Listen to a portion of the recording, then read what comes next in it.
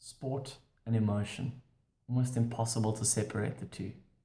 It's what keeps us coming back. We love the team talk, the impassioned cry, the coach who worked himself up into a frenzy and managed to move us to action. I don't even think it's just in sport, it happens in the business world as well. The question I'm asking though is, do leaders use emotion skillfully to drive behavior change? Or do they let emotion take over and just default towards becoming emotional when needing things done?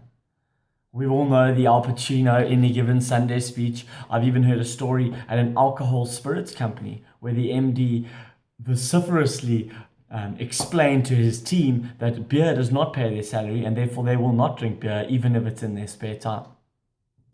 Recently, we watch, well, not just recently, but we see football managers come and go. They promise the world, they shout and scream on the sideline of a field, and 10, 15 matches later, they've unfortunately been fired because what used to work doesn't work anymore.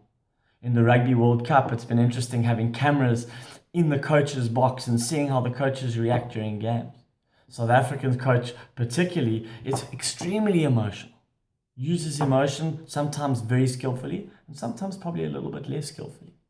The question I've got when you think physiologically is when people are under pressure, they gravitate towards a fight, flight, or freeze mind state. When you're in that fight, flight, or freeze mind state, it's actually quite a difficult place to make quality, clear decisions. Now, as a leader, one of your most important roles is to make quality, clear decisions.